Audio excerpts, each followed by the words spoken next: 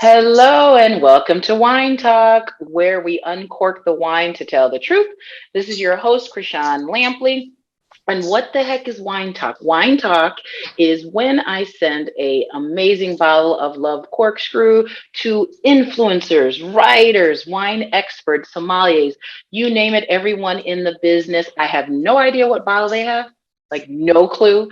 And we uncork it. We uncork it on the show. We talk about it and we talk about other things happening in the wine world. So I am so excited to have Chasity Cooper here. She's an amazing wine writer, expert, you name it, from what, Chicago Magazine to what, the Sun Times, like everything. Yes. Your name pops up everywhere, girl.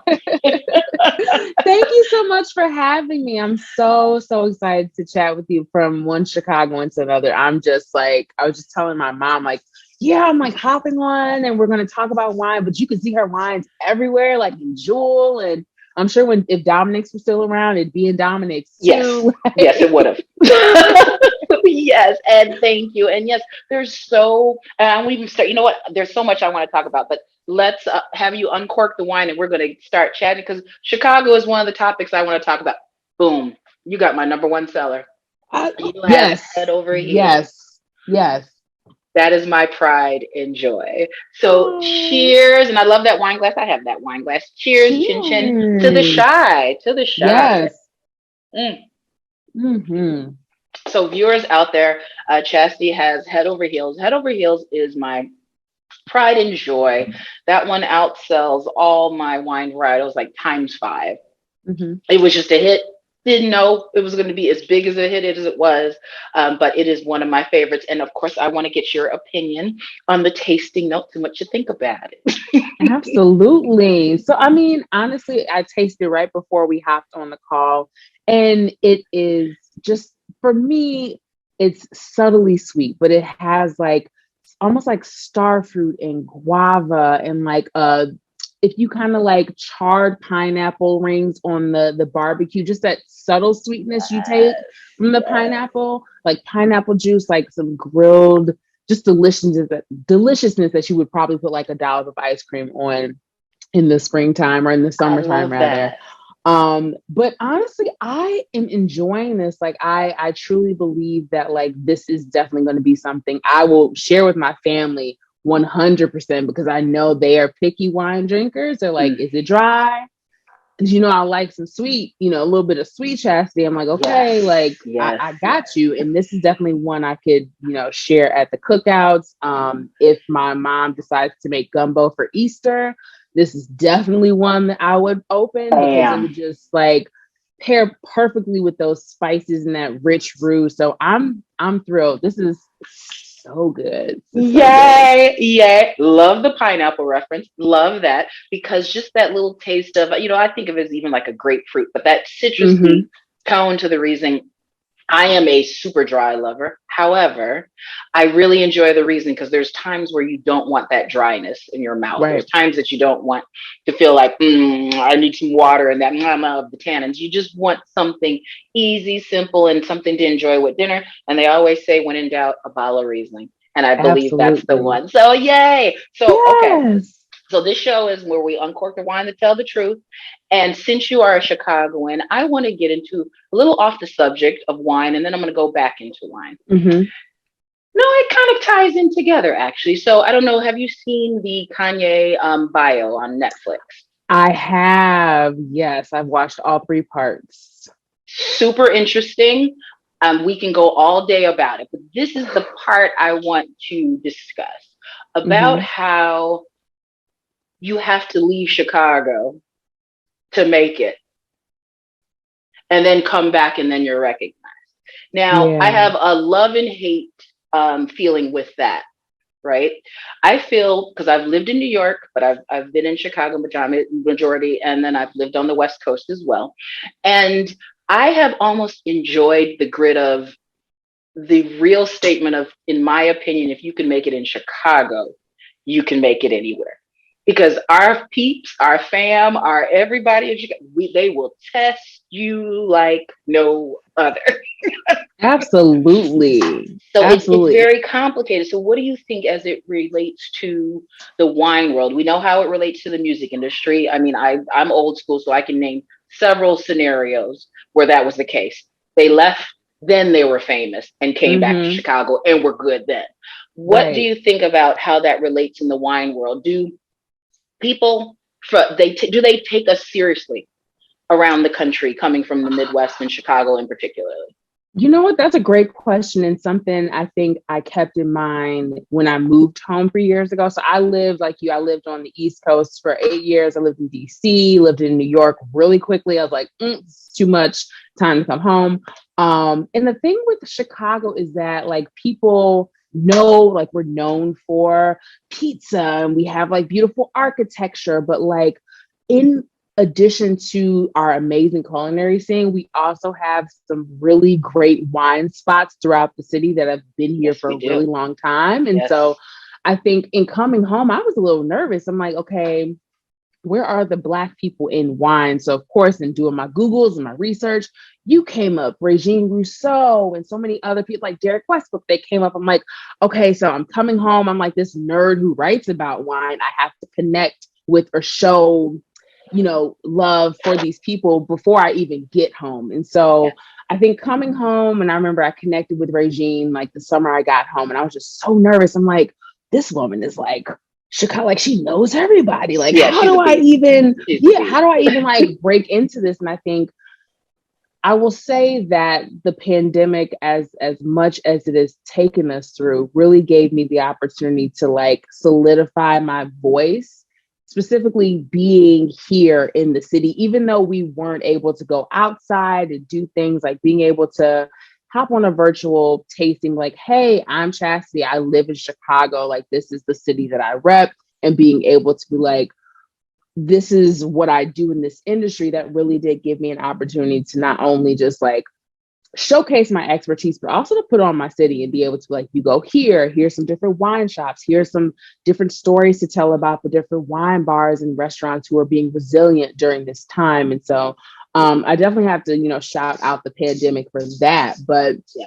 I'd say overall, like our city's pretty welcoming. Like if you know what you're talking about and you're in the right spaces and you're in the right rooms, people will start coming up to you and be like, "Oh, hey, I saw you did XYZ. Just wanted to introduce myself." And I'm like, me? Like little old Like, me, right? little old me? Okay. So yeah, I think Chicago is an underdog when it comes to, I mean, we definitely are the city of big shoulders, but when it Yes. comes to our wine scene, like I can go all day about, yeah, where to get a great glass of where to get like a pint or different breweries across the city. But like if you want like an elevated wine experience, I can take you there. If you just want like a cheers wine experience, I got a place over here I can show you. If you want to be able to buy like Illinois made wines, I can point you in that direction. I think that's what makes our city so great and so amazing. I agree, and it's interesting because just being in this industry for so many years and having to tell people that in a different way, but still Mm-hmm. the same information. But it was very much of, so look, we're one of the top restaurant districts in the world. Yeah. So why in the world would we not have great wine and Mm-hmm. spirits? Why would we not know what we're talking about when this is a culinary haven of Right. amazing chefs, from Mm-hmm. Chef Lamar to, I mean, there's just so many I can name that are absolutely incredible Yeah. around the entire, not only country, world. So of course we're going to know what we're talking about in wine too, just Mm-hmm. because we live in a funny style environment when it comes to the weather. Yeah, but Yeah. we still got it. We still got it. And Exactly. that's Exactly. definitely one of the things that I want to do, and I hope I have done, and that's introduce that you can be in the wine industry from Chicago. You can go national from Chicago. It does Yes. exist, and it can happen. Absolutely. But like I said, I want to break every glass ceiling till there's no more to be broken. I know that's right. Girl, so I have another question. So Mm-hmm. I do I always forever on, I swear, Zooms since this pandemic, and I had a great one with a company that does a lot of data, because I always want to know what's really happening in the wine and spirits world. Mm-hmm. Wine is down. The numbers are down. Yeah. What is your reason? Why do you think the wine sales are down this year? You know what? I've had so many different thoughts and discussions on this one topic. I think particularly I got to the point recently there was an article in the New York Times talking about like millennials aren't drinking enough wine and I like read they're that. the reason why. Yeah. And so it just like bubbled. At that point, I was like, okay, I'm tired. Like I feel like I've been in this kind of just holding pattern for the last 10 years where millennials have just been like beat up constantly and been blamed for everything. And so at that point, I was like, yo, we're at the age, if we're in our mid 30s, like I'm 33, so like I'm different because I'm in the industry. But I have a lot of friends who enjoy wine, who obviously, you know, depending on if they want to spend $5 on a bottle, if they want to spend $100, like that's their preference. I think we have too many options. We definitely are the microwave, we're part of the Ah, microwave generation. And so you have hard seltzers, you have so many different types of craft beers on the market. You have bourbon and whiskey, bourbon whiskey. You right. have vodka and gin, and you know, not to mention the non-alcoholic things, which are amazing. Love that. So I think for our generation, those who are of age to drink, so you know, the Gen Zers who are 21 and up, they're just probably not there yet. But I do believe that eventually as we get older, you're gonna come back to wine. There's no, you know, I just don't think as you get older and as your palate matures, your wine has always been there. It's always going to be there. It's going to continue to evolve as beverage. You know, there's going to be biodynamic wines and organic wines and low ABV wines. Like there's always going to be something, and that's a good thing too. There's something for everyone when it comes to wine. And I think the older we get as millennials, like we're definitely like, oh, this is a beverage. You know, I don't need to be drinking PBR at 45. I mean, if you do, that's your business.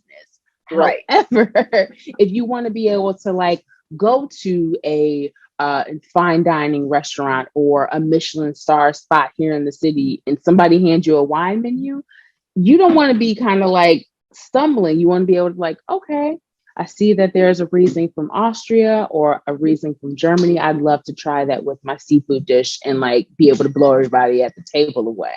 Right. So I think I'm not too worried. I think, you know, being in this industry, there's always evolution. There's always going to be growth. And so even though millennials may not be drinking wine right now, 5, 10 years from now, I definitely think it's going to be there's going to be an uptick because we'll be like, okay, I'm kind of over the hard seltzers. I'm kind of Right. over, you know, the White Claw. Let me grow up a little bit and be That's able to, interesting. Yeah, to yeah. try new things. And the funny thing is, the Hmm. two things that stuck out. I'm older. I'm a Generation Xer, and the Hmm. first thing I thought is, you guys are cheap. You guys are way cheaper than us. But I'm sorry, price conscious. So you guys are extremely price conscious. But let me give you a huge compliment, though. Hmm. Your generation is more, and I took this from the article as well. You guys are more conscious of what you put in your body Oh than yeah. my generation. My generation, we spend more money, but there's not enough of us, is what they're saying. So that's why our generation, Mm, kind of Gen Xers, we kind of don't count because we're not a large portion. You know, what kind of from boomers being big, right. Xers were a very small niche. So we're just kind of like, yeah, they're spending money, but However, I I actually found it very interesting in the things I was learning about millennial and Gen Z, and it does seem like a sensory overload. Like you said, like it's so many It's a lot. options, Yeah. so much just with technology, being able to speak to those options. Where Hmm. me growing up, we didn't have social media like that, so it wasn't that. It was like what you read in the newspaper, or you actually were sitting in the wine aisle, standing in the wine aisle for a long period of time, picking, reading. I actually read the Right. back of the bottle to Hmm. figure it out. It seems like this generation is not doing that, but you guys have amazing pictures that you're seeing on social media. You have like go here, like QR code there, and like Right. Right. so I admire that. But I think that what my generation and older have to do is definitely keep up with those times. I would say I'm pretty good at it. I'm pretty good at it. Oh But yeah, I you're think doing it. it's like You're it's doing like it. old school, that old school thought process that I think we have to work on. Yeah, yeah. And kind of breaking out of that, like thinking that just because it worked for one generation, like it's kind of one size fits all. I think you mentioned like the sensory overload. Yeah, there's a lot of great millennials taking pictures and, as wine influencers. And I love that. I have friends who are just doing their thing in that arena. I think for me, what it comes down to is like, I want to be able to, yes, show you a picture of this bottle on Instagram, but I also want you to know how to be able to detect those different flavors that I'm able to spit out so quickly that people are like, how did you do that? And like, and I tell people all the time, it just comes with practice and comes with tasting. And like, I'm the nerd that if I'm opening something new, I'm going to grab a solo cup out of the cupboard and like actually taste it first and take notes and then go on and enjoy it.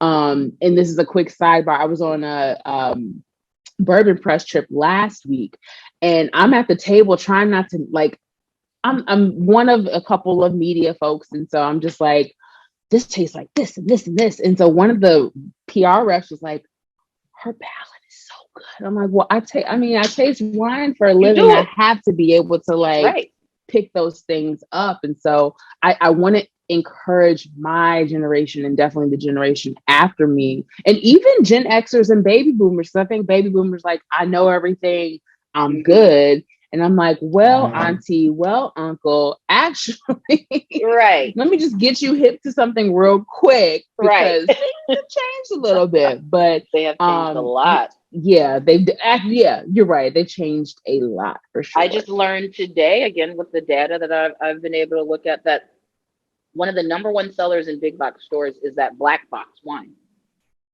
Like, it's outselling. I'm not going to say the numbers because I don't believe it's truly public record, but it's something just astronomical compared. That's insane. But then I think back to when I was younger and watching the older generation drink these box wines. I was like, ugh, like everything about it was just like, never. Like the Franzia and the white box. Oh, Franzia. Oh, just horrid. It was like, to me, it was just really that realm of that white Zinfandel. It was always white Zinfandel. And it's just like flashbacks. Whoa. Yeah, it was just like a mixture of just all the worst possible things I could think of, from what was it, wine coolers to Zimas. It was just, I'm old school, so I remember all that stuff.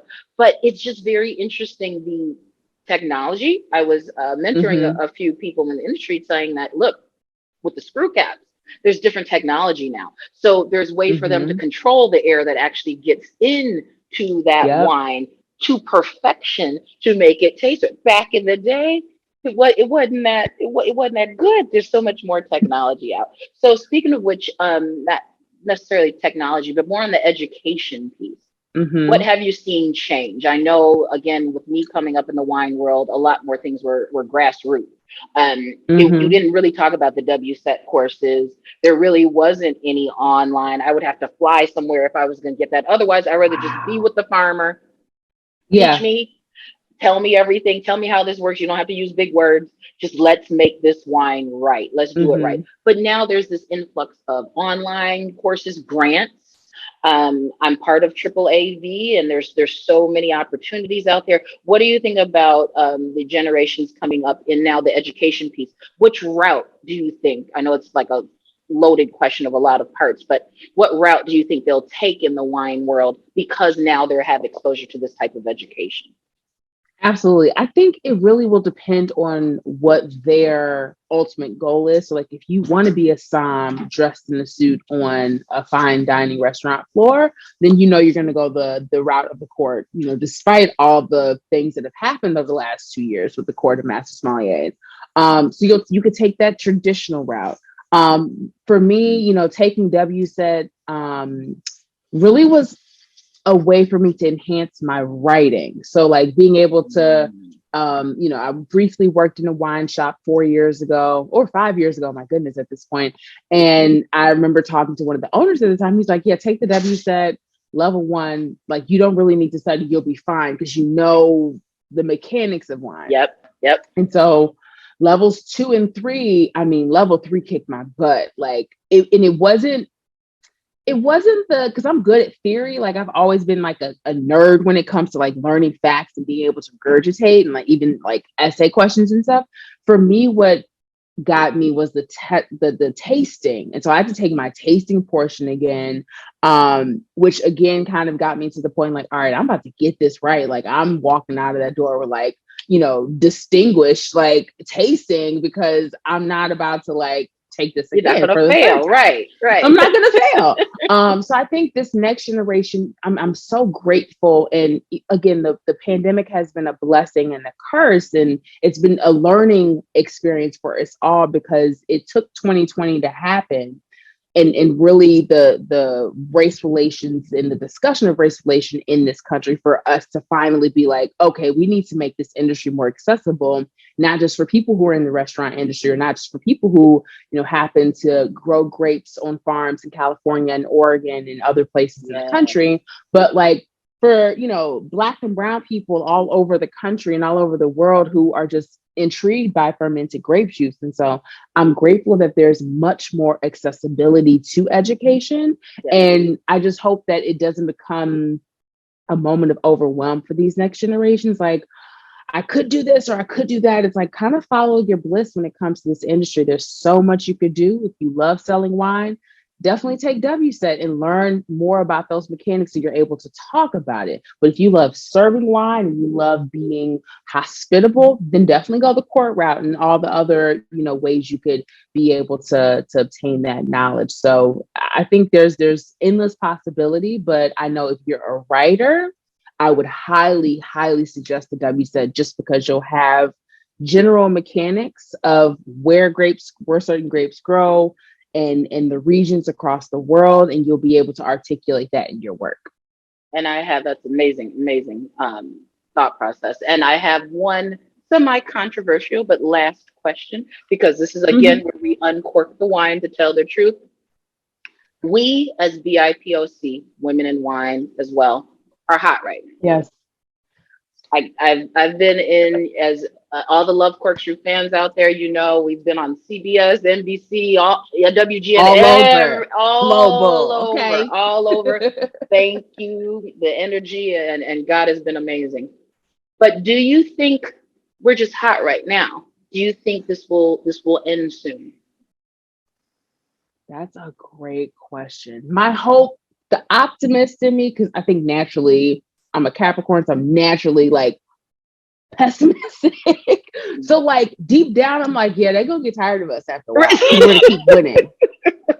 That part. Not that we haven't always been winning, because we've always been winning, but the more winning we continue to do, the more the industry like, okay. Like, that's enough. That's enough. That's enough. So the pessimist side of me is like, yeah, the fad will fade. Probably. It's been we've been in the pandemic for 2 years now. The fad will fade. Like, the pessimist in me is like 2 more years. Give it 2 more years.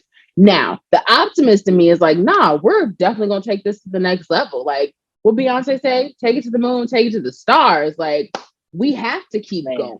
Like, we have to. And I'm just so grateful and so thankful for how the community of Black people in wine, and I'm gonna get even more specific, the community of Black women in wine continues to expand. And just like, we're doing so many different things, from making wine and having incredible brands to writing about it and selling it, and like being in spaces that people don't expect us to be in. Like, it's phenomenal. So like, I would say like 60% believing that we're going to keep going and we're not going to, be a fad that fizzles out. But I mean, we got to keep it real, because it's still a very, white, male dominated industry. So if they become okay with us taking over and just be like, all right, y'all got it, which would be glorious. I would love. Thank you so much, sir. Take Like, a seat. Take a hey, seat. Thank you. right, while I stretch, Um, and here I come. Here I come. exactly. Last question. I Exactly. know I said that was the last Mm-hmm. question, but this is a subcategory of that Mm-hmm. question.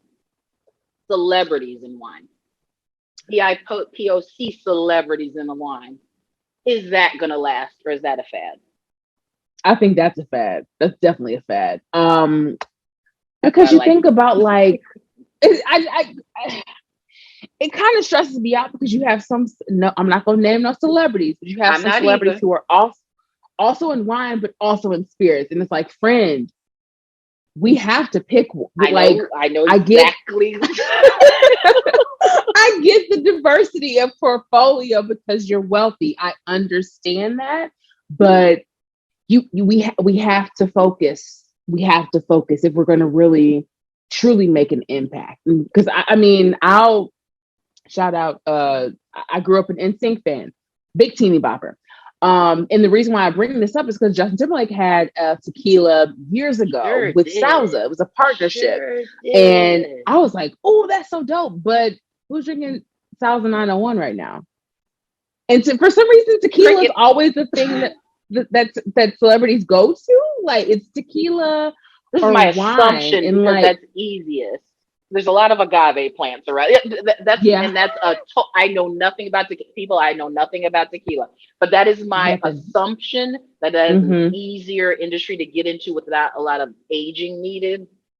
right. Something just you can grab some some Put your tequila and and put your roll name out on it. and put your name on it. Exactly. That's my guess. I am not an expert in Yeah. that. I'll say this. This is my thing. And hopefully when this episode airs, there's at least one celebrity that gets a hold of this. I would like you all to actually, instead of creating your own brand, invest in Black brands. I would like you to collaborate and partner with Black brands that exist Yeah. already. Because this is the Mm-hmm. one thing we have. You all have the influence, you all have the means, you all have the financial backing to be able to make it work. Mm-hmm. However, people believe us. We're Yeah. here. We're doing it now. We've done it for years. We'll do all your dirty work. We'll do all your dirty work. Let us do it because we love getting in that mud because we wouldn't be here if Mm-hmm. we did not. So let us do Right. that. Let's collaborate and kill the game because that's going to have Mm-hmm. way more effect, way more longevity, and it's going to make sense.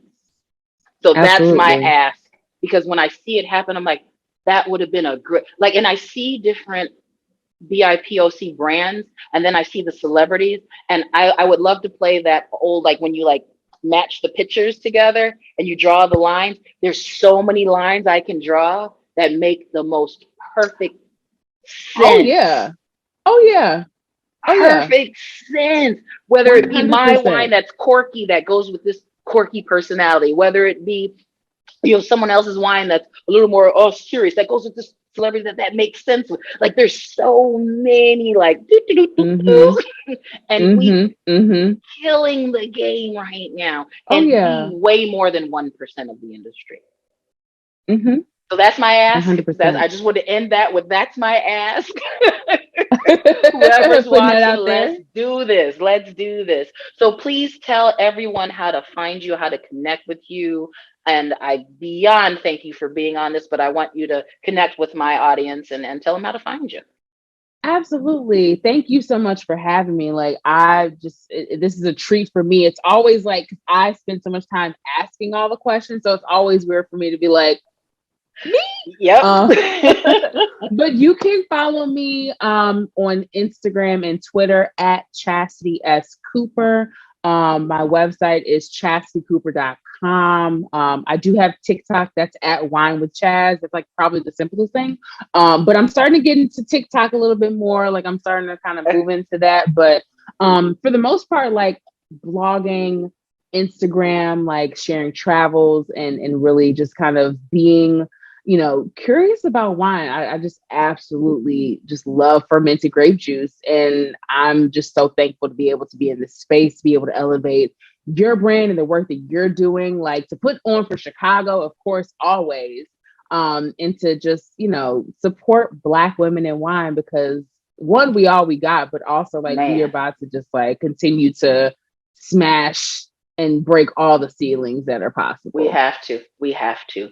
Thank you so much and you guys, Absolutely. she is an amazing woman. I want you guys to follow her. An incredible writer. And Thank you. we are there for each other. We have to support each other. And anything you need from me, I am here for you. And again, let's all break glass ceilings so there's no more to be broken. Thanks for tuning in to the Wine Talk with yours truly, Chrishon Lampley. And we are out. Peace.